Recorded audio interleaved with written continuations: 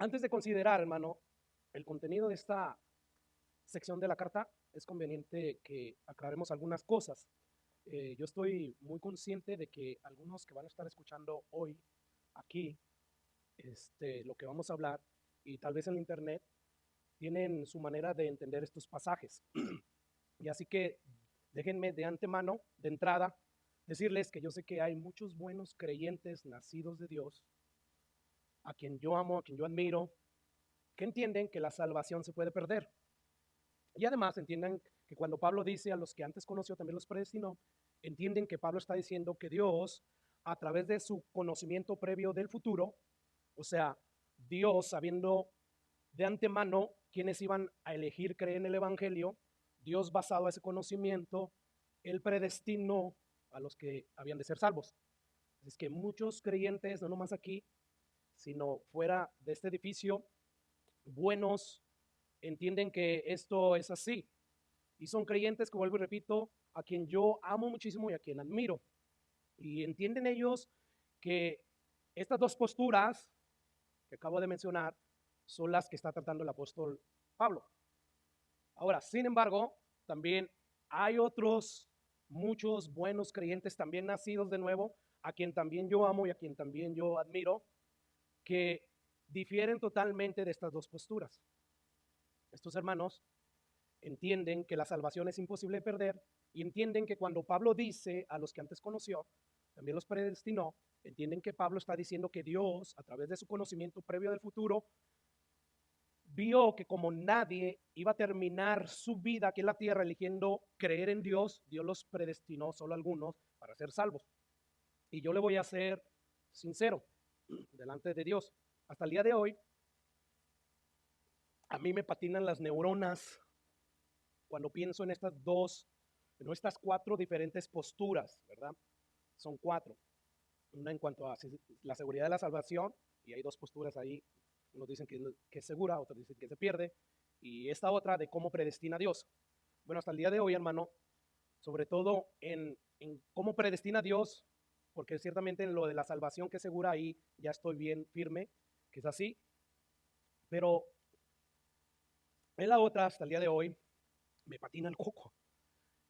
Son doctrinas bien profundas y que ciertamente la Biblia se presta para inclinarse en una de estas dos posturas. Y si no, pregúntele a la historia de la iglesia.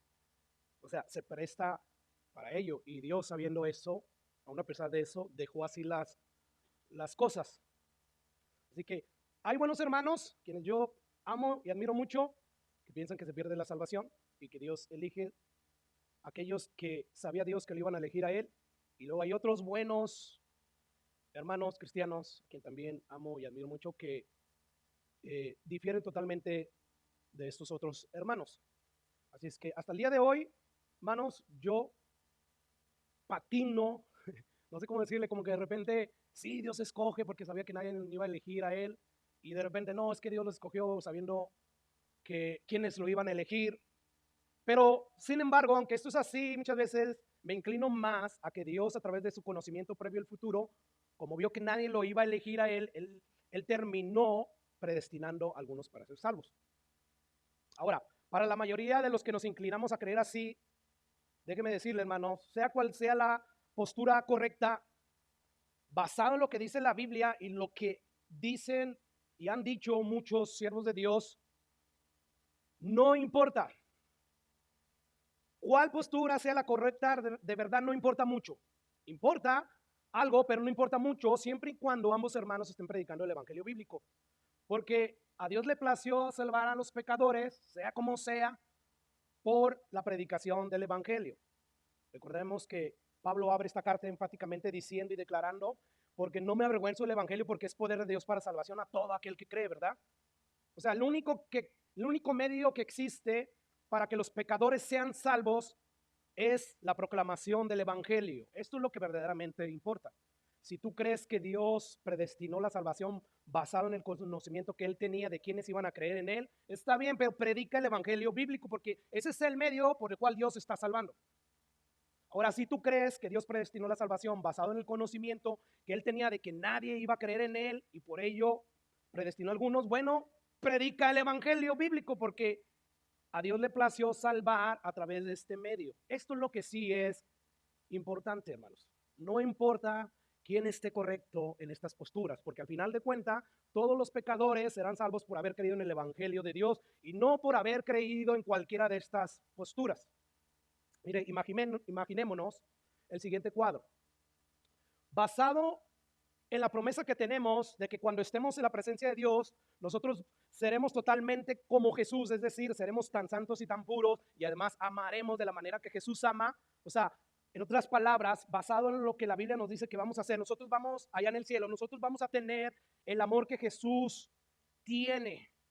Ese amor del cual nosotros estamos conscientes que es muy diferente al amor que nosotros tenemos aquí de este lado del sol, aunque el Espíritu Santo de Dios esté en nosotros, que parte del fruto del Espíritu Santo es amor, ¿verdad?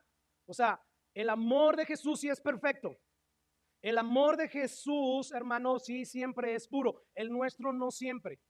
Mientras estemos aquí en este cuerpo no va a ser así, pero llegará un momento en que seremos glorificados y entonces amaremos como Jesús, seremos tan puros como Jesús. Y quiero recordarte cómo describe el apóstol Pablo el amor de Jesús. Un amor que es perfecto, un amor que es sufrido, es benigno, no tiene envidia, no es jactancioso, no se envanece, no hace nada indebido, no busca lo suyo, no se irrita, no guarda rencor, no se goza de la injusticia, más se goza de la verdad. Todo lo sufre, todo lo cree, todo lo espera, todo lo soporta. Este es el amor perfecto que tiene Jesús y ese es el amor que nosotros vamos a tener cuando estemos allá en su presencia. El mismo amor, dice el apóstol Pedro, que cuando le veamos seremos tal como Él es. Bueno, con esto en mente, imagínate, hermanos, que cuando lleguemos allá todos a la presencia del Señor, todos aquellos que verdaderamente estamos en Jesús, y, por ejemplo, yo encuentre que mi postura era la incorrecta debido a que voy a poder ser capaz de amar como Jesús ama y como el amor de Jesús no tiene envidia y además se goza de la verdad, significa, hermanos, que yo me voy a gozar, voy a celebrar en que tu postura fue la correcta. O sea, yo me voy a gozar de la verdad y wow. Y tú seguramente no vas a responder a mi celebración. I told you so, que yo estaba en lo correcto. Te lo dije, mi chavo, eres chafa. No, tú no vas a responder así porque también vas a tener el amor de Jesús. Que el amor de Jesús, como acabamos de ver, hermanos, no es jactancioso, no se envanece, no hace nada indebido, no busca lo suyo, no se irrita, no guarda rencor. O sea, cuando lleguemos allá y cualquiera que sea de las posturas, gracias a Dios, vamos a actuar como Jesús actuaría. Así es que quizás tu respuesta, si fuera ese el caso, donde tú estuviste en la postura correcta, bueno, sin duda tú me vas a decir lleno del amor de Jesús, que no eres presuncioso, no te envaneces, olvídalo, no ves nada, fue la sabiduría de Dios, toda la gloria para el Rey de Reyes. Así que yo no creo que importe mucho cuál sea la postura correcta. De hecho, estas dos posturas, como dije al principio, siempre han sido gran controversia y todo esto es debido a que la Biblia se presta para creer cualquiera de estas posturas.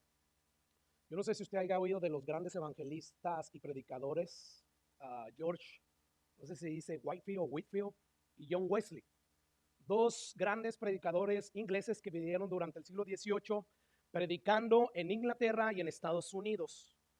Según la historia de la iglesia nos dice que ellos fueron dos de los más grandes predicadores de la historia. Estos hombres, por la común fe que tenían y por los años compartidos en Oxford, una universidad donde se reunían, hermanos, semana a semana para tener un estudio bíblico, que ese estudio bíblico lo habían llamado el Club de los Santos.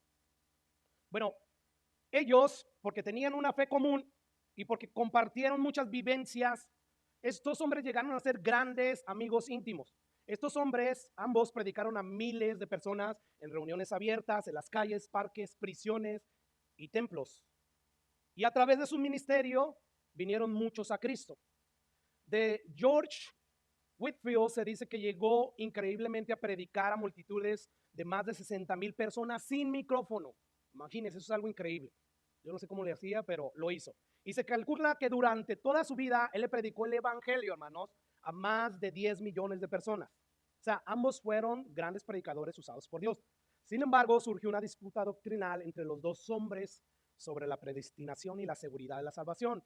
Y ambos predicadores, de acuerdo a sus convicciones, defendieron con todas sus fuerzas sus posiciones y en ocasiones intercambiaron palabras fuertes, causándose dolor el uno al otro.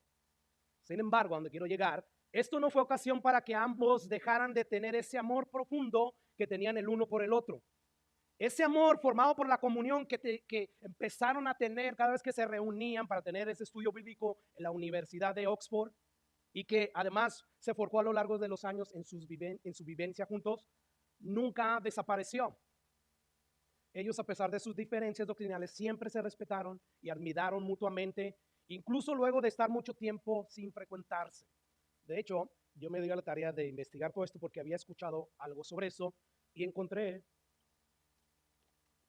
algunas cartas que se enviaron el uno al otro. Y en estas cartas yo encuentro que siempre se respetaron, siempre se admiraron mutuamente. De entre esas cartas que encontré, yo saqué algunos extractos de algunas. Y estas cartas se escriben precisamente en el momento más caliente, por decirlo así, de su separación doctrinal. Pero yo ahí encuentro, como digo, amor y respeto a pesar de las diferencias doctrinales. Por ejemplo, en esta carta, Juan Wesley le había escrito a George Whitefield lo siguiente. Dice: Londres, agosto 9 de 1740. Mi querido hermano, te agradezco por haberme escrito. El caso está claro. Hay burladores de ambos lados, tanto de la predestinación como contra ella. Dios está enviando un mensaje tanto a los unos como a los otros, pero ninguno lo recibe, excepto si se los expone alguien de su mismo lado. De manera que por un tiempo hemos de sufrir ser uno de una opinión y el otro de otra. Pero el tiempo vendrá cuando Dios hará lo que el hombre no puede hacer, es decir, hacer que tengamos un mismo sentir. Yo siempre, mi querido hermano, siempre tuyo, John Wesley. En respuesta a esta carta, George Whitefield escribió lo siguiente: entonces, mi honrado amigo, de corazón pido a Dios que apresure el tiempo en que nos ilumine en todas las escrituras de la revelación divina, para que estemos muy unidos en principio y en juicio, así como de corazón y afecto. Y entonces, si el Señor nos llamara, no temo ir a prisión o a la muerte, porque como Pablo y Silas espero cantar alabanzas a Dios y lo contaré como nuestro gran honor de sufrir por la causa de Cristo y dar nuevas vidas por nuestros hermanos, o dar nuestras vidas por los hermanos. Bueno, un mes después, hermanos, George Whitefield le vuelve a escribir a John Wesley.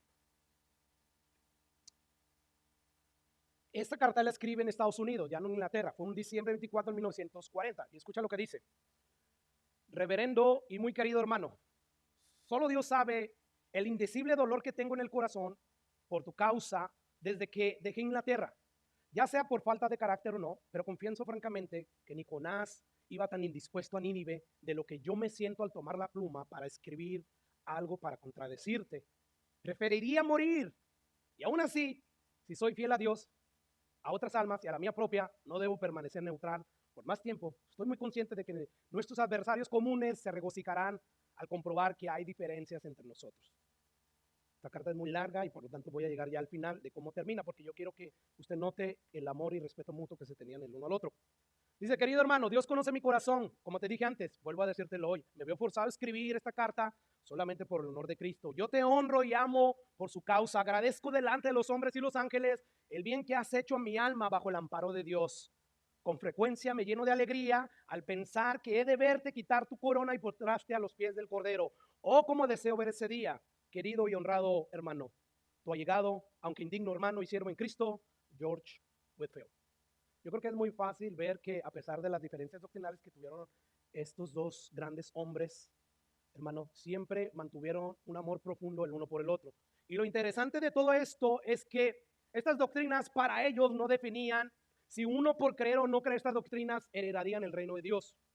De hecho, cuando llegó la partida de esta vida para Whitefield, cuando muere, porque él murió primero, su gran amigo y hermano Juan Wesley estuvo allí a petición de Whitefield de estar y dirigir el funeral con un sermón.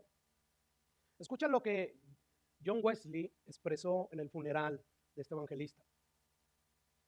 Él hace una pregunta: ¿hemos leído u oído hablar de alguna persona desde los apóstoles que haya testificado el evangelio de la gracia de Dios a través de un espacio tan ampliamente extendido, a través de una gran parte tan grande del mundo habitable?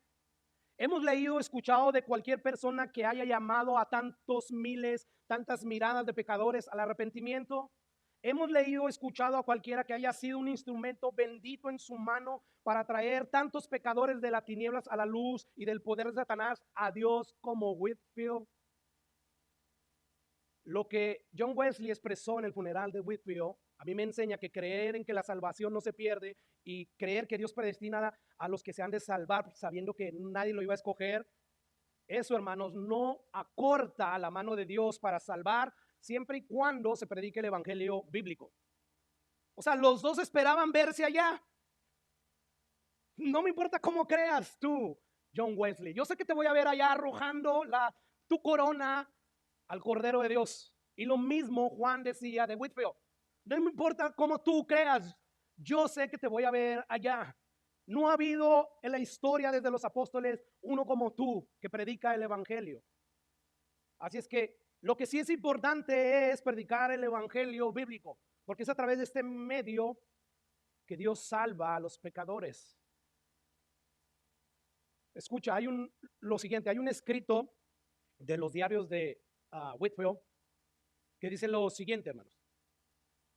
Dice que un día se le acercó un hombre y le preguntó: Señor, ¿veremos a John Wesley en el cielo?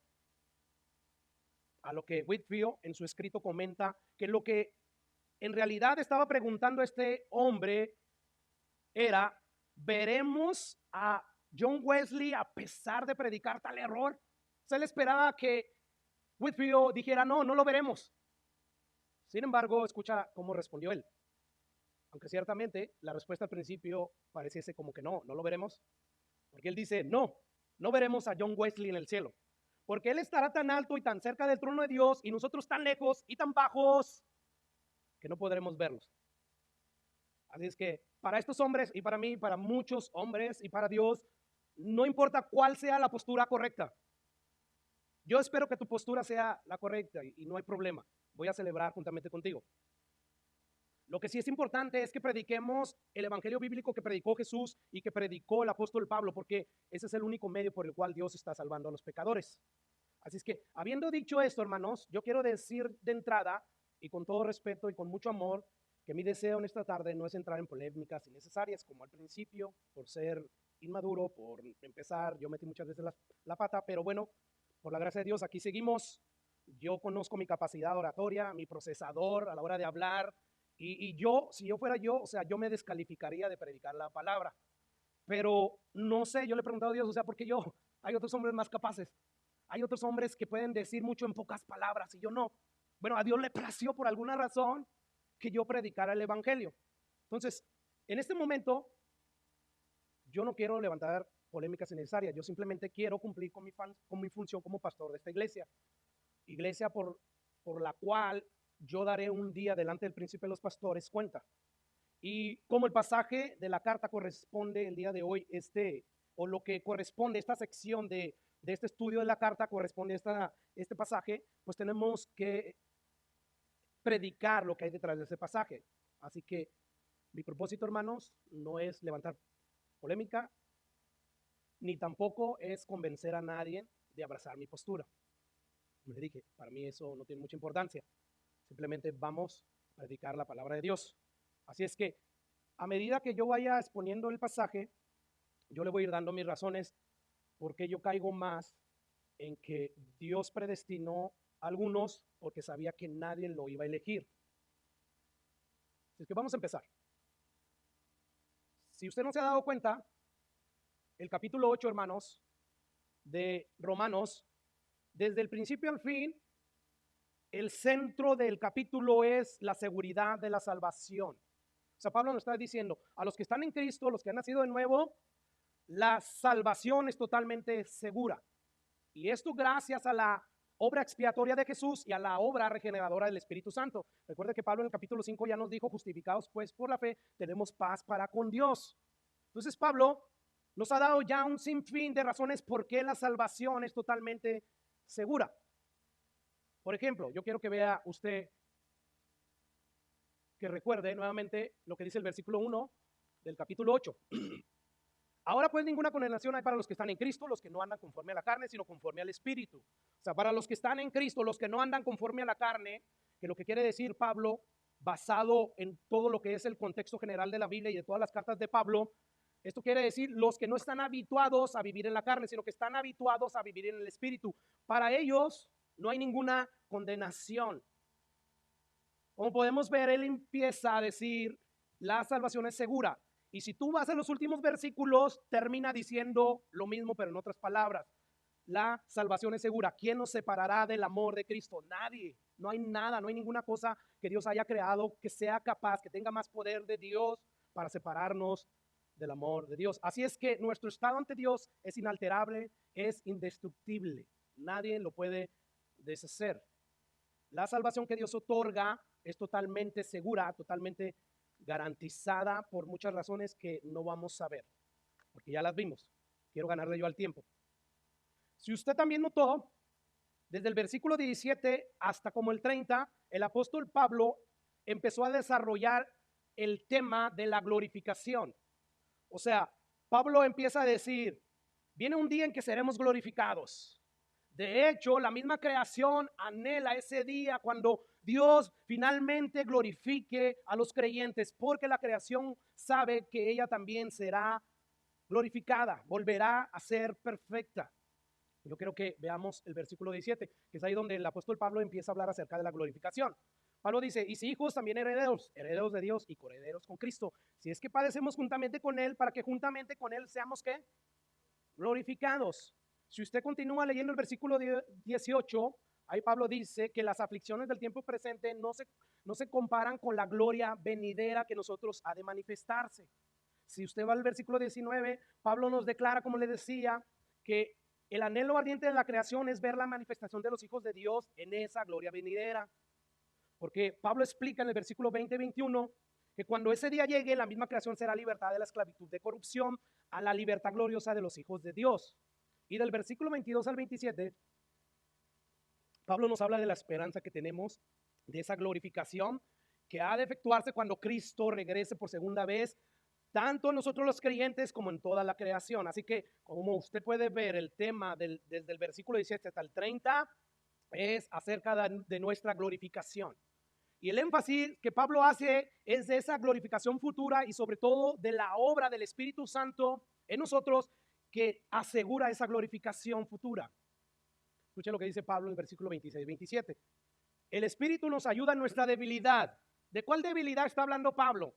De eso de no vivir en la carne. Es de esa debilidad, ¿ok? De una debilidad que muchos tenemos y que todos, de hecho, los cristianos tenemos. Tenemos la tendencia a querer seguir viviendo siendo dirigidos por los deseos de la carne. Bueno, es de esa debilidad que está hablando el apóstol Pablo. Bueno, Pablo dice, el Espíritu nos ayuda en esas debilidades. Pues, ¿qué hemos de pedir como conviene? No lo sabemos, pero el Espíritu mismo intercede por nosotros con gemidos indecibles. Va a ser el que escudriña los corazones. ¿Quién es este? Dios, ¿verdad? Sabe cuál es la intención del Espíritu, porque conforme a la voluntad de Dios intercede por los santos. Wow. El Espíritu Santo intercede conforme a la voluntad de Dios por nosotros. Y es por eso que nuestra salvación, o esa es una de las muchas razones por qué nuestra salvación es segura. O sea, Pablo ya nos dice, la creación gime, los creyentes gimen, pero ninguno de esos gemidos son tan eficaces como el gemido del Espíritu Santo. Es un gemido poderoso que nos asegura la gloria final. O sea, al final de cuentas Dios nos dice, tú vas a ser glorificado porque ya estás en Cristo y porque has sido sellado por mi Espíritu Santo. Y de ahí llegamos ahora sí a versículo 28. Y sabemos, después de haber dicho todo eso, dice, y sabemos, o sea, es algo que debes de saber tú, no es algo que debes de ignorar. Dios quiere que tú sepas esto. Y sabemos que a los que aman a Dios, ok, por el contexto que ya vimos en los primeros versículos del capítulo 8, nosotros sabemos que a quien se refiere Pablo cuando dice a los que amamos a Dios, se está refiriendo a los que han nacido de nuevo, a los que no andan conforme a la carne porque han nacido de nuevo. Pueden de repente desviarse y andar en la carne, pero no están habituados en la carne, porque el Espíritu Santo de Dios está en ellos. Bueno, a ellos. Y digo esto, aclaro esto porque hay muchos que dicen que aman a Dios, pero Jesús dijo, dicen que yo soy su Señor, dicen que me aman, pero no me obedecen. Entonces, cuando Pablo dice, y a los que aman a Dios, está diciendo, y a los que han nacido de nuevo, por decirlo así, todas las cosas les ayudan bien. Esto es a los que conforme a su propósito, al propósito de Dios, cuando dice su propósito, son llamados. Así es que Pablo nos está diciendo, gracias al Espíritu Santo, nosotros vamos a ser glorificados. ¿Saben por qué? Porque el Espíritu Santo nos ayuda en nuestras debilidades, intercediendo por nosotros con Dios. Y sabemos de antemano que todos los que aman a Dios, los que tienen su Espíritu Santo, todas las cosas le van a ayudar a bien. Esto es a los que conforme a su llamado, conforme a su propósito son llamados. Y escucha una vez más el versículo 27. Mas el que escudriña los corazones, ya dijimos que es Dios, sabe cuál es la intención del Espíritu. Porque conforme a la voluntad de Dios intercede por todos los santos. ¿Te das cuenta? O sea, gracias a la intercesión y a la protección del Espíritu Santo, es que ahora todas las cosas que nos acontezcan, sean cosas buenas o malas, todas esas cosas a nosotros los cristianos nos ayudan a bien. Ahora, ese bien habla de un bien eterno. Y ese bien eterno es la glorificación. Todas las cosas que les acontezcan, Dios las va a tornar para que al final seas glorificado. Para que al final llegues a la presencia de Dios. Escucha una vez más lo que dice el versículo 17. Porque ese es el tema de Pablo. La glorificación, de lo que es el versículo 17 hasta el 30. Que son los versículos que ahorita vamos a estudiar. Dice, y si hijos también herederos de Dios y coherederos con Cristo, si es que padecemos juntamente con Él, para que juntamente con Él seamos ¿qué? Glorificados. Y escucha lo que dice el versículo 30. Y a los que predestinó, a estos también llamó, y a los que llamó, a estos también justificó, y a los que justificó, a estos también ¿qué? Glorificó. Sí, el tema central aquí en estos versículos del 17 al 30 de Pablo es la glorificación, es totalmente segura para los creyentes verdaderos. ¿Por qué? Porque, dice Pablo, sabemos que a los que aman a Dios, todas las cosas les ayudan a bien. O sea, lo que Pablo está diciendo es aquí, es que Dios hace que todas las cosas obren para nuestra gloria eterna. Esto es a los que conforme a sus propósitos son llamados. O sea, esto significa que nada puede sucedernos en esta vida que cause que no lleguemos a ser glorificados. Nada. Porque Pablo nos dice que todas las cosas, tanto buenas como malas, Dios las usa para nuestro bien eterno. O sea, todo va a cooperar para nuestro bien eterno.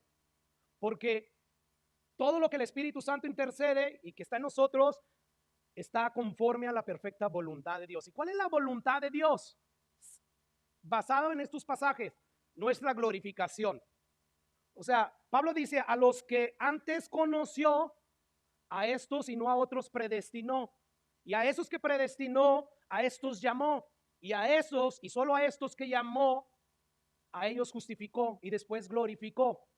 Ese es el propósito de Dios. Y el Espíritu Santo siempre está orando, intercediendo a favor nuestro para que ese propósito de Dios se lleve a cabo. Por lo tanto, nuestra salvación es segura para los que verdaderamente nacieron de nuevo. Hay un montón de gente que dice que nació de nuevo. Para ellos, la salvación es segura porque ni siquiera la han obtenido. Ese tipo de personas son las que dice Jesús que en aquel día van a decir, Señor, Señor, en tu nombre hicimos esto y aquello. Pero les va a decir, apartados de mí, hacedores de maldad, nunca los conocí. Y ahorita vamos a ver que cuando la Biblia habla de la palabra conocer, está haciendo referencia a tener intimidad con alguien, tener un amor hacia alguien. Pero volviendo a nuestro punto aquí, hermanos, Dios siempre va a usar todas las cosas que nos acontezcan para nuestro bien. O sea, el propósito de Dios desde antes de la fundación del mundo fue salvar a un pueblo. A un pueblo, sí, lleno de pecados y todo, que Él con su misma omnisciencia, con su misma omnipotencia, hermanos, va a guardar hasta el final. De tal manera que sus planes, su voluntad, se lleve a cabo. Así que cuando llegue el fin de los tiempos, todas las cosas para los que amaron a Dios habrán ayudado para el bien eterno de ellos. Escucha lo que dice Jesús en Juan 6:37.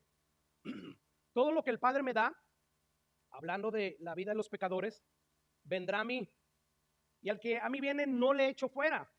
¿Por qué no le va a echar fuera? Porque el Padre se los ha dado. Y dice, y esta es la voluntad del Padre, dice, el que me envió, que de todo lo que me diere, no pierda yo nada, sino que le resucite en el día final. o en el día postrero. ¿Te das cuenta? Todos aquellos que vengan a Jesús, como es la voluntad del Padre y así lo estableció, Jesús no va a perder a ninguno. Y el Paracletos que vino y sustituyó a Jesús fue el Espíritu Santo, ¿verdad? Le dijo Jesús a sus discípulos: les conviene que yo me vaya, porque si yo me voy, vendrá otro consolador, otro como yo, y los va a guardar y los vaya a ayudar a seguir adelante.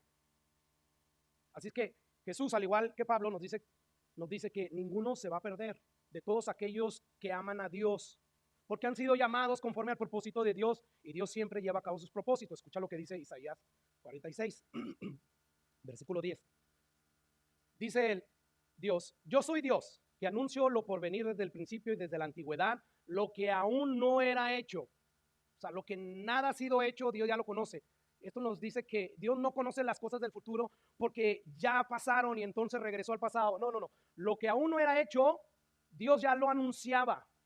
Y dice él: mi consejo permanecerá y haré todo lo que quiero. Que llamo desde el oriente al ave y de la tierra lejana al varón de mi consejo. Yo hablé y lo haré venir, lo he pensado y también lo haré. Oídme, duros de corazón que están lejos de la justicia, haré que se acerque mi justicia, refiriéndose a Jesús. No se alejará, dice, y mi salvación no se detendrá. Pondré salvación en Sión y mi gloria en Israel.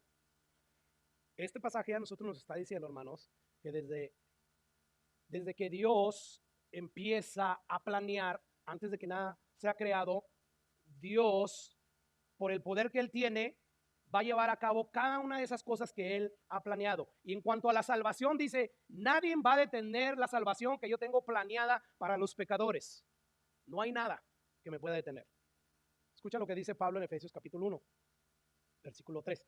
Dice Pablo: bendito sea el Dios del Padre nuestro Señor Jesucristo, que nos bendijo con toda bendición espiritual en los lugares celestiales en Cristo, según nos escogió en Él antes de la fundación del mundo, para que fuésemos santos y sin mancha delante de Él, en amor, habiéndonos predestinados para ser adoptados hijos suyos por medio de Jesucristo, según el puro afecto de su voluntad, según el beneplácito de Dios, para alabanza de la gloria de su gracia, con la cual nos hizo aceptos en el amado, en quien tenemos redención por su sangre, el perdón de pecados, según las riquezas de su gracia, que hizo sobreabundar para con nosotros en toda sabiduría e inteligencia, dándonos a conocer el misterio de su voluntad, según su beneplácito, el cual se había propuesto en sí mismo de reunir todas las cosas en Cristo, en la dispensación del cumplimiento de los tiempos, así las que están en los cielos como las que están en la tierra. Y escucha el versículo 11. En Él, asimismo, tuvimos herencia, habiendo sido predestinados conforme al propósito del que hace todas las cosas, según el designio de su voluntad. En Él también, sigue diciendo, vosotros habiendo oído la palabra de verdad, el evangelio de vuestra salvación, habiendo creído en Él, fuisteis sellados con el Espíritu Santo de la promesa, que es las arras de nuestra herencia hasta la redención de la posesión adquirida para la alabanza de su gloria. Bueno, como puede ver, si tú has sido llamado por Dios de acuerdo a su propósito, que su propósito es glorificarte, hacerte semejante a Jesús, bueno, Él va a llevar a cabo esa glorificación. Es por eso que te digo, la salvación es garantizada para todo aquel que cree. Nadie se puede perder, porque detrás de eso no solamente está el poder de Dios que nos guarda, sino la palabra de Dios. Él dijo que iba a ser y va a ser. Él dijo que iba a ser así y tiene que cumplir con lo que Él prometió, porque entonces diríamos que Dios no es fiel a sus promesas. Sin embargo, como sabemos que Dios es fiel a todas sus promesas, Dios va a cumplir esto. Así es que cuando Pablo dice: a los que aman a Dios, todas las cosas les ayudan a bien, Él está diciendo: todas las cosas les ayudan a bien debido al llamado de acuerdo con su propósito. Vamos a ver nuevamente el versículo 29. Dice: porque a los que antes conoció, también los predestinó para que fuesen hechos conforme a la imagen de su Hijo, para que Él sea el primogénito entre muchos hermanos. Y a los que predestinó, a estos también llamó, y a los que llamó, a estos también justificó, y a los que justificó, a estos también glorificó. Ok, hermanos, pregunta. Según Pablo, que él está interpretando todos los pasajes de la Biblia aquí. O sea, en la Biblia tenemos narraciones, ¿verdad? O sea, tenemos los libros de la historia, los primeros 5 libros del Pentateuco, que nos narran muchas cosas acerca de Dios. Pero ya los escritos de Pablo y las cartas de Pablo, todas ellas es como si fueran comentarios de todo el Antiguo Testamento. Y Pablo aquí nos está diciendo como comentario cómo es que empezó la salvación. Y la pregunta es, hermanos, aquí, según Pablo, de todos aquellos de los que Dios conoció antes, que también predestinó y que llamó, justificó y luego glorificó, ¿Cuántos de ellos se perdieron? Según en la ecuación de Pablo, ninguno. Ninguno se perdió. O sea, Pablo dice, a los que Dios conoció a través de su presciencia, como Pedro la llama en su primer carta, Pedro dice elegidos según la presciencia de Dios Padre. O sea, a ellos y solo a ellos Él predestinó. Y a los que predestinó y solo a ellos llamó. Y a los que llamó y solo a ellos justificó. Y a los que justificó y solo a ellos glorificó. Según la ecuación de Pablo, nadie se pierde. Ahora escuche la ecuación de Jesús, corresponde con la de Pablo. Juan 10, dice Jesús, mis ovejas, aquellas que tienen el Espíritu Santo, oyen mi voz, porque tienen el Espíritu Santo. Yo las conozco y me siguen, y yo les doy vida eterna, y no perecerán jamás, ni nadie las arrebatará de mi mano. Mi Padre que me las dio es mayor que todos, y nadie las puede arrebatar de la mano de mi Padre. Según Jesús, todas sus ovejas que le ha dado el Padre jamás van a perecer. Nadie las puede arrebatar de su mano, porque el Padre es mayor que todo lo que existe. Por lo tanto, no hay nada que pueda hacer que una oveja de Jesús tropiece permanentemente. Aunque 7 veces caiga el justo, dice la Biblia que Jehová lo levanta. Lo malo no es caer, sino quedarte perpetuamente caído, alejados de los caminos del Señor. Así es que, según Pablo, según Jesús, nadie de los que Dios conoció y que predestinó y que llamó y que justificó y que glorificó, nadie se va a perder. Dios está detrás de todo eso, asegurándose con su poder de que cada uno de esos que han sido salvos lleguen a la gloria eterna. Ok, hermano, vamos a desentrañar un poco más estos versículos. Según Pablo, ¿dónde comienza la salvación? ¿Dónde? Vamos a regresar al versículo 29. Porque a los que antes conoció, ¿verdad? Ahí empieza la salvación. Porque a ellos fue a los que glorificó. Según Pablo, ahí empezó la salvación de los hombres. Desde antes de la fundación del mundo, cuando ningún ser humano aún existía. Como ya vimos en Isaías, Dios anuncia lo por venir, ¿verdad? Lo que aún no ha sido hecho, Dios, según su presciencia, Él decidió que un grupo de personas fueran salvos, fueran hechos conforme a la imagen de su Hijo. Todo esto que entendemos aquí, yo creo que todos estamos de acuerdo. El problema que genera mucha controversia es en la palabra conocer. O sea, ¿qué significa eso de conocer ahí? O sea, ¿cómo defines tú esa palabra? La Biblia habla acerca de conocer de un modo muy distinto a como nosotros usamos la palabra conocer. Por lo tanto, yo quiero que veamos cómo la Biblia usa esta palabra. Bueno, Pablo dice a los que Dios conoció de antemano, o sea, según su presciencia, que lo que significa esto, presciencia, es tener conocimiento de los eventos antes de que sucedan. Esa palabra usted la encuentra en Primera de Pedro, que dice lo siguiente. Dice Pedro, apóstol de Jesucristo, a los expatriados de la dispersación en el punto de Galacia, Capadocia, Asia y Bitinia, elegidos según la presciencia de Dios Padre en santificación del Espíritu Santo.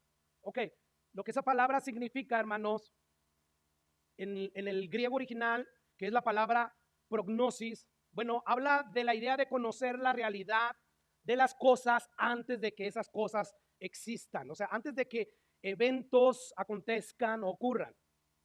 Ok, Pablo aquí está diciendo, hermanos, que Dios, según su presciencia, Él predestinó a ciertas personas antes de que existieran. La pregunta aquí, hermanos, o sea, si Dios, todos estamos de acuerdo que Dios es omnisciente y conoce el futuro, ¿verdad? La pregunta aquí es, ¿qué tipo de conocimiento se refieren estos textos? ¿Qué era lo que Dios conoció de antemano de todas estas personas a las cuales Él predestinó? Porque un buen grupo de cristianos, como decíamos al principio, entienden que Dios, a través de su presciencia, Él miró hacia el futuro para ver a todas las personas que iban a elegir creer en Él. Y basado en ese conocimiento, pues Él predestinó a cada uno de acuerdo a cómo eligieron, si eligieron a Dios o no eligieron a Dios. Y aunque, como decía al principio, yo en ocasiones soy propenso a creer así, hay varias razones que causan que no me quede firme en esa postura. Y les voy a decir de aquí en adelante. Hay varias razones que me dicen, no, es que esto no puede ser así. Y sobre todo cuando yo sin querer estoy estudiando la Biblia para otro tema y me encuentro con esos pasajes. Bueno, lo primero es que si Dios predestinó a las personas para ser salvas de acuerdo a lo que él sabía de esas personas que le iban a elegir. Entonces, la palabra escoger que encontramos en la Biblia ya no tiene sentido. O sea, o escoge Dios o no escoge Dios, porque lo contrario ya no tiene sentido. O sea, ¿para qué usar según Dios nos escogió o escogidos por Dios? Somos el pueblo adquirido de Dios. Si realmente Dios no nos escogió. No sé si me estoy dando a explicar, hermanos, pero yo creo que no tiene sentido al final de cuentas que digamos que Dios eligió algo cuando en verdad fueron las personas quienes eligieron a Dios. O sea, ¿para qué Pedro esforzarse en decir, pero vosotros sois linaje escogidos, real sacerdocio? ¿Para qué Pablo esforzarse a decir, según nos escogió en él antes de la fundación del mundo? ¿O qué sentido tiene lo que Pablo escribió en 2 de Tesalonicenses, capítulo 13? Pero nosotros debemos dar siempre gracias a Dios respecto a vosotros, hermanos, amados por el Señor, de que Dios os haya escogido desde el principio para salvación mediante la santificación por el Espíritu y la fe en la verdad. O sea, ¿para qué Jesús también se esforzó en decirle a sus discípulos, vosotros no me escogiste a mí, sino que yo os escogí a vosotros? ¿Qué sentido tiene que Jesús haya dicho cosas como, porque muchos son los llamados, pero pocos los escogidos? O sea, según la definición de elegir o de escoger, que dice, elegir es seleccionar o preferir a una persona o una cosa para un fin. O sea, decir que Dios eligió basado en lo que vio en el futuro de quiénes lo iban a escoger, y entonces por eso Él los eligió, porque sabían que iban a terminar estas personas escogiendo a Dios. O sea, como que no tiene sentido, y esta es una de las razones que de repente me dice, ay, como que no puedo quedarme en esta postura. Ahora, la idea de que Dios los eligió a algunos para salvación y al resto los dejó por su propia cuenta, donde al final, según la Biblia, van a terminar el castigo eterno. Para todo ser humano, hermanos, me atrevo a decir que tiene una mente sana, que está de acuerdo, hace de Dios un Dios cruel e injusto. O sea, yo hasta el día de hoy tengo problemas, aunque me inclino más a esta postura como, o sea, veo así a Dios como injusto, ¿verdad? O sea, según nuestro razonamiento, elegir a unos para salvación y a otros solo dejarlos por su propia cuenta, donde al final, como ya dijimos, según la Biblia, van a terminar en el castigo eterno, hace de Dios un Dios cruel e injusto. Sin embargo, mediten eso. También nuestro razonamiento nos va a decir que es cruel e injusto el Dios que al mirar hacia el futuro y al ver que millones de personas no terminarían eligiendo creer en el Evangelio y que terminarían en el infierno, y aún así Dios decidió seguir adelante con su creación.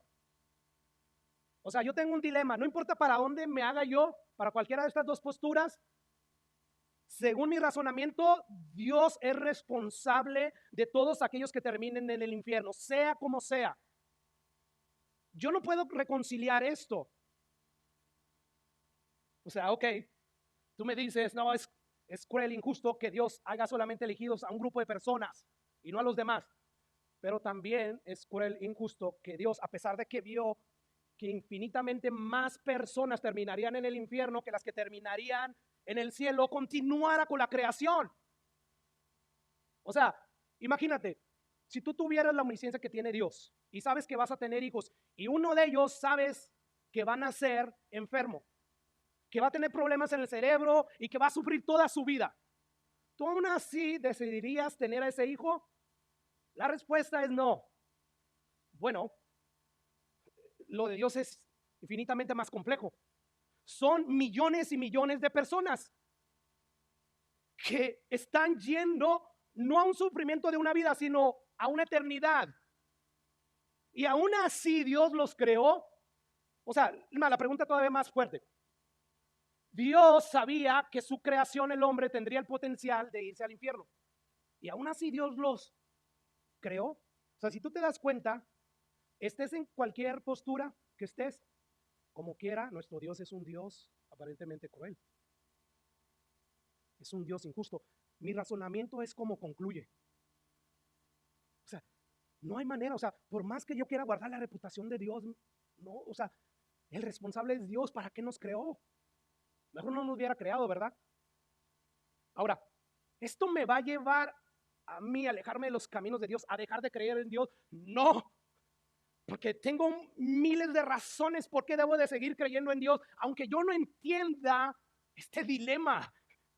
Yo no lo entiendo. O sea, Pablo termina hablando de estas cosas. Oh, profundidades de las riquezas de la sabiduría de Dios. Cuán insondables son todos sus caminos. Yo no lo entiendo. Lo único que tengo que hacer, aunque constantemente tengo esa pelea en mi mente, es seguir creyendo que todos los caminos de Dios son perfectos y justos. Todos. O sea, me someto simplemente a estas verdades, con la esperanza de que cuando yo llegue allá a la gloria y sea glorificado, yo pueda entender más a Dios. Pudiéramos, como yo a veces creo, y le he dicho a la gente, yo espero que todo lo que yo prediqué no haya sido nada verdad, que dejemos de existir por el amor que le tengo a muchas personas. Sin embargo, no lo que yo espere, o sea, sino lo que va a ser. Así es que yo puedo concluir para solucionar mi dilema irresuelto. Decir, bueno, pues a lo mejor malentendí todo esto acerca del castigo eterno. Y a lo mejor el infierno no va a ser eterno, no va a ser un castigo, porque eso solamente vendría y solucionaría mi dilema de mi razonamiento. Pero el problema son las escrituras, son bien claras.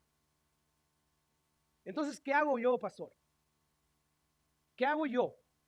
Me someto a las verdades de Dios que entiendo, las más claras, que dicen todos los caminos de Dios son perfectos y justos. Llegará un día en que allá Dios resuelva mi dilema irresuelto aquí en la tierra. Prefiero seguir creyendo en Dios. Ahora, la razón principal de por qué me inclino más a creer que Dios predestinó sabiendo que nadie lo iba a escoger es por lo que dice la Biblia. La pregunta ahora sí es, ¿a qué se refiere Pablo cuando dice a los que antes conoció? Bueno, vamos a ver que cuando dice Pablo a los que a estos conoció, no se refiere a que Dios tenía información acerca de ciertas personas. Y basado en esa información, pues Dios reaccionó. O sea, como de repente creo yo, como Dios sabía quiénes lo iban a elegir, pues a ellos los predestinó.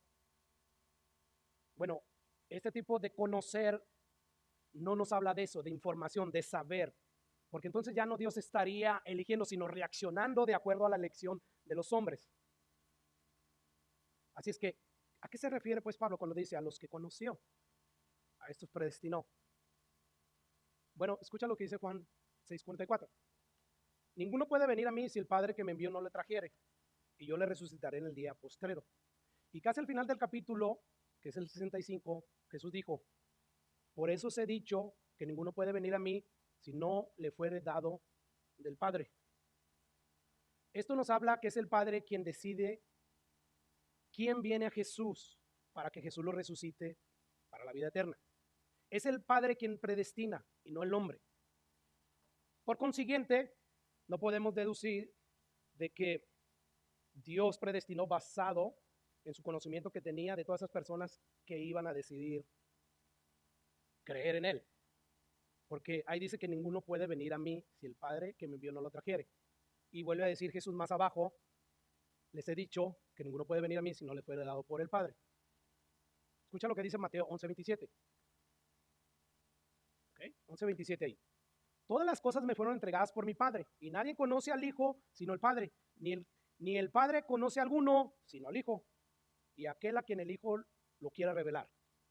Según Jesús aquí, la única forma en que puedes conocer a Dios es si el Hijo te lo revela.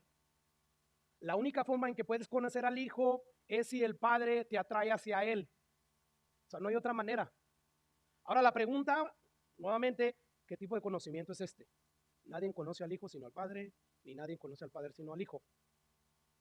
Este conocer del cual habla Jesús, pregunta, ¿se refiere acaso a tener información sobre algo del Padre? O sea, todos aquí tenemos conocimiento sobre Jesús. Conocemos muchas cosas acerca del Hijo de Dios. Inclusive los demonios tienen información sobre el Padre y el Hijo. ¿Qué quiere decir con que nadie conoce al Hijo excepto el Padre y nadie conoce al Padre excepto el Hijo? Bueno, la palabra ahí conocer debe significar más que tener información. Porque tanto los ángeles santos de Dios y los ángeles caídos, incluso la mayoría de los pecadores, conocen algo de Dios, tienen información sobre Dios. Pero no es de ese tipo de conocimiento al que se refiere Jesús. Porque si fuera de ese tipo de conocimiento, entonces lo que Jesús está diciendo no tiene sentido. O sea, nadie conoce al Hijo sino al Padre, ni el Padre conoce a alguno sino al Hijo. Pero los demonios conocían a Jesús, ¿verdad? Mateo 8:29, encontramos a los demonios clamarle a Jesús: ¿qué tienes contra nosotros, hijo de Dios? ¿Has venido acá para atormentarnos antes de tiempo? O sea, los demonios conocen a Jesús. Sin embargo, no es de ese conocer que está hablando Jesús, porque entonces lo que Jesús está diciendo no tiene sentido. Mire, por ejemplo, mi vecino, yo sé que conoce acerca de Jesús porque él estuvo en la escuela dominical y está perdido. Por conocer de Jesús, sea vasto el conocimiento, no significa que tiene comunión con Dios. Entonces, si no es eso, ¿de qué tipo de conocer está hablando aquí? Bueno, cuando la Biblia habla de conocer, la Biblia está usando ese conocer como un sinónimo de relación íntima, de amor, de un amor especial. Así es que eso de que Dios conocía, como a veces creo, conoció que yo en iglesia misionera iba a acudir al llamado del evangelio y entonces iba a venir a él en arrepentimiento y por eso Dios me eligió. O sea, como que no encaja aquí esto. No, Dios no es exactamente, aunque él sabía todo esto, no está hablando acerca de este conocer, sino está hablando de un conocer íntimo, de una relación profunda. Escucha lo que dice Éxodo 33:17. Dice: y dijo Jehová a Moisés, también haré esto que has dicho, por cuanto has hallado gracia en mis ojos y te he conocido por tu nombre.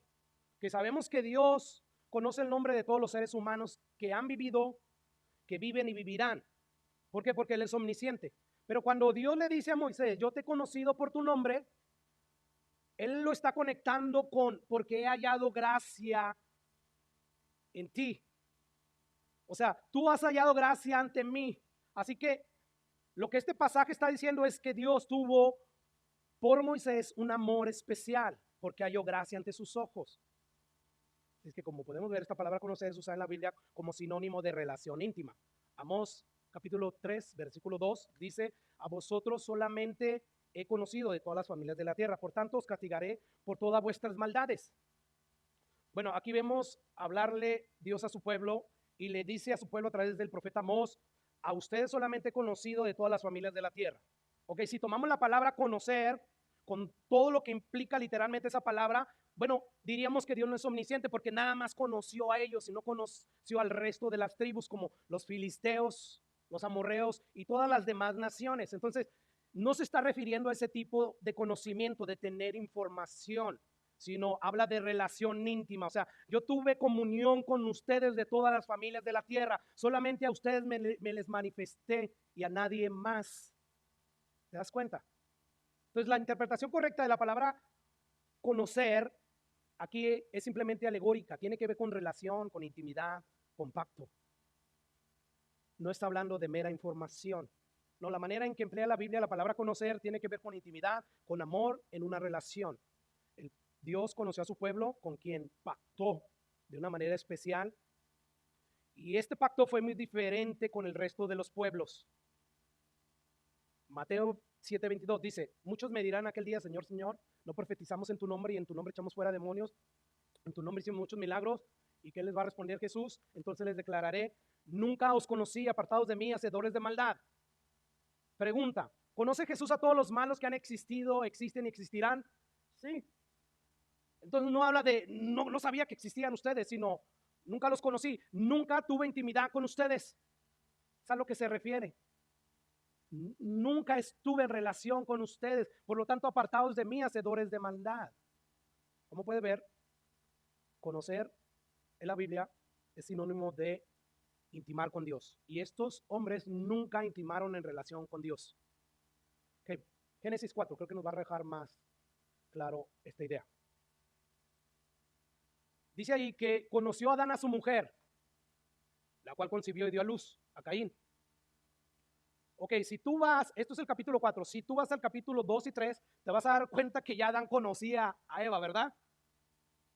Y llegamos al capítulo 4, no puede decir que conoció de conocer, de información, no, sino que habla ahí de que de intimidad, y tuvieron un hijo. Y luego en el versículo 25 de ese mismo capítulo, escucha lo que dice la Biblia: y conoció de nuevo a Adán a su mujer. O sea, ¿no la conocía y la volvió a conocer? No, ¿verdad? intimó nuevamente, tuvo una relación con ella sexualmente y dieron a luz a Set. Entonces, conocer nos habla de una relación íntima de amor. Escuche lo que dice Lucas 1:34. Dice ahí, entonces María dijo al ángel, ¿cómo será esto? Pues no conozco a varón. O sea, nunca he intimado sexualmente con un varón. Respondió el Espíritu Santo, vendrá sobre ti. O respondió el ángel, le dijo, el Espíritu Santo vendrá sobre ti y el poder del Altísimo te va a cubrir con su sombra, por lo cual también el santo ser que nacerá será llamado Hijo de Dios. Es que es bien claro que a la hora de que la Biblia usa conocer, la usa refiriéndose a tener una relación íntima con alguien. O sea, la Biblia nos dice que hay un conocer de Dios que es íntimo, lleno de amor, y hay otro conocer de Dios que significa solamente saber que existe. Por lo tanto, cuando Pablo dice a los que antes conoció, a estos predestinó, él está diciendo a los que antes amó de manera selectiva, porque hallaron gracia delante de él, a estos predestinó. A los que antes conoció, porque quiso intimar con ellos, a estos predestinó. Escuchen cómo Jesús usa esta palabra de conocer en Juan 10. Dice Jesús, yo soy el buen pastor y conozco a mis ovejas y las mías me conocen.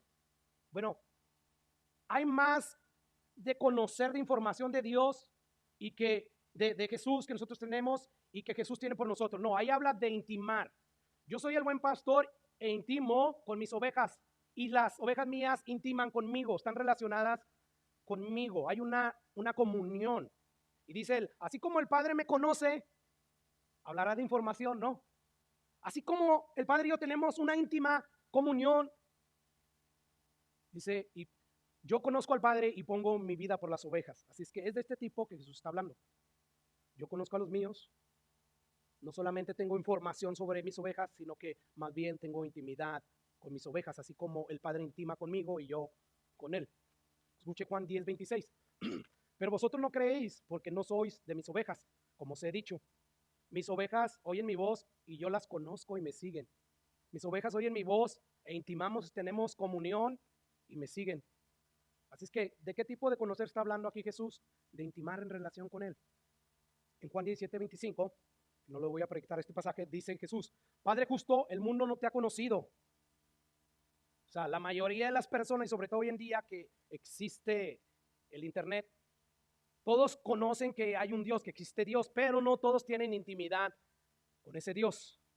Por lo tanto, cuando Jesús dice, Padre justo, el mundo no te conoce, o sea, el mundo no tiene intimidad contigo, pero yo te he conocido, pero yo sí he tenido intimidad contigo, y estos han conocido que tú me enviaste y les he dado a conocer tu nombre, yo lo daré a conocer aún más, para que el amor con que me has amado esté en ellos y yo en ellos, esté en ellos y yo en ellos. Así es que cuando Jesús, hermanos, volviendo al pasaje de que en aquel día me van a decir mucho, Señor, Señor, cuando Jesús diga, apartados de mí, hacedores de maldad, nunca los conocí, Él les estará diciendo, nunca tuve una relación íntima con ustedes, por lo tanto, apartados de mí. Pero no es así en el caso de las ovejas de Jesús. Aquí sí hay una relación amorosa íntima. Por lo tanto, una vez más, la pregunta es, ¿de qué tipo de conocimiento está hablando Pablo en Romanos? Está hablando de un amor relacional e íntimo. Escucha lo que dice 1 Corintios 8:3. Pero si alguno ama a Dios, ¿qué? Es conocido por Él. Si alguno ama a Dios, es conocido por Él. Pregunta, ¿por qué amamos ahorita a Dios nosotros los cristianos? Según Juan, Él nos responde, porque Él nos amó primero. O sea, decidió amarnos primero. Decidió intimar con nosotros antes de que nosotros decidiéramos voluntariamente amarlo. Por lo tanto, si alguno ama a Dios, significa que es conocido, amado por Él. Gálatas 4:8. Dice Pablo, ciertamente en otro tiempo, no conociendo a Dios, servías a los que por naturaleza son dioses, mas ahora conociendo a Dios, o más bien siendo conocidos por Dios, ¿cómo es que se vuelven de nuevo a los débiles y pobres rudimentos, a los cuales quieren volverse a esclavizar? Nuevamente, la pregunta más mencionada aquí. ¿Qué significa ser conocido por Dios aquí? ¿Significa acaso que Él sabe que existes? ¿Significa que Él tiene información sobre ti? Sí, eso es verdad, pero no es lo que significa aquí. Más bien significa que Dios ha establecido una relación de amor contigo. Romanos 11, ya voy terminando. Dice Pablo, digo pues, ¿ha desechado Dios a su pueblo? En ninguna manera, porque también yo soy israelita de la descendencia de Abraham, de la tribu de Benjamín. No ha desechado Dios a su pueblo, al cual desde antes que conoció, amó, intimó, porque Él conoce a todos, ¿verdad? O sea, no hay duda que la Biblia usa la palabra conocer para referirse a una relación íntima y amorosa. Así que cuando Pablo dice, porque a los que antes conoció, amó, también los predestinó. ¿Y por qué? ¿Por qué ellos? Por el beneplácito, según Pablo, de Él. Porque así quiso, por pura gracia. No porque seamos mejores que los demás, no sé, no sabemos por qué.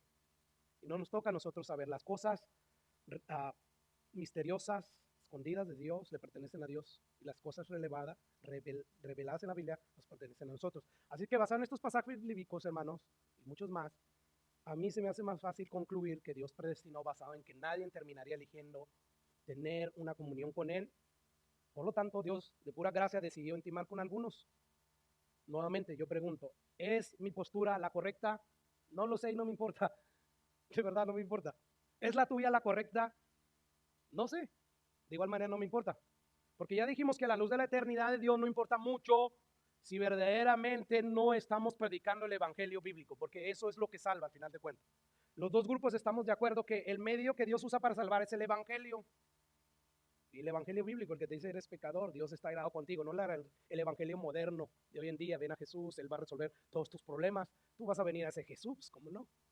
Quieres que resuelva todos tus problemas, pero en el momento que por la gracia de Dios se resuelvan esos problemas, porque Dios hace llover, ¿verdad?, sobre justos e injustos y hace salir su sol, te alejas de Él. Sin embargo, nosotros nos puede estar yendo de la patada, pero sabemos que no podemos alejarnos de Él. ¿Por qué? Porque dice la Biblia que ¿quién se ha apartado de Dios y le ha ido bien? Nadie. Pues hay una diferencia entre estos evangelios. Así que lo importante, hermanos, es que prediquemos el evangelio, porque de esto sí depende la salvación de los pecadores, no de las doctrinas que hemos visto. Y no me vas a andar a mí hablar mucho de esta doctrina, no. Hoy tocó porque estaba en el pasaje y tenemos que serles fieles al pasaje. Y de esta manera te ayuda a ti, si tú estás en una postura y en otra, a poder saber reconciliarte y a poder mantener el vínculo de la paz en el pueblo de Cristo. Dios no nos llamó a estar discutiendo, nos llamó a predicar el evangelio. Por lo tanto, hermanos, yo termino ya con lo siguiente. Dice el pasaje, y a los que predestinó a estos también llamó, y a los que llamó a estos también justificó, y a los que justificó a estos también ¿qué? Glorificó. ¿Quién se perdió? De todos los que Dios predestinó, sea como sea que los haya predestinado. No importa. Nadie. Entonces, este pasaje, como es bien claro, es el pasaje que tú debes de usar para interpretar los pasajes que insinúan que sí se pierde la salvación. Solos claros, esa es la regla de la hermenéutica, que estudia cómo interpretar no solamente los pasajes bíblicos, sino los pasajes literarios, inclusive de literatura secular. Es esto, Pablo está diciendo, está concluyendo que a los que Dios predestinó, sea como sea que los haya predestinado, a los que Dios llamó, sea como sea que los haya llamado, a estos Dios justificó, y a estos como los justificó también glorificó. Por lo tanto, la salvación es totalmente segura. Escucha cómo termina Pablo el versículo 8, que es lo que vamos a abordar la siguiente semana. Después de que dice esto, ¿verdad? Que a todos los que Dios conoció a estos predestinó, y a todos los que predestinó a estos llamó, y a todos los que llamó justificó, y a todos los que justificó glorificó. Pablo dice, ¿qué pues diremos a esto? Si Dios es por nosotros, ¿quién contra nosotros? El que no escatimonia a su propio Hijo, sino que lo entregó por todos nosotros. ¿Cómo nos dará también con Él todas las cosas? ¿Quién acusará a los escogidos de Dios? Dios es el que justifica. ¿Quién es el que condenará? Cristo es el que murió, más aún el que también resucitó, el que además está a la diestra de Dios, el que también intercede por nosotros.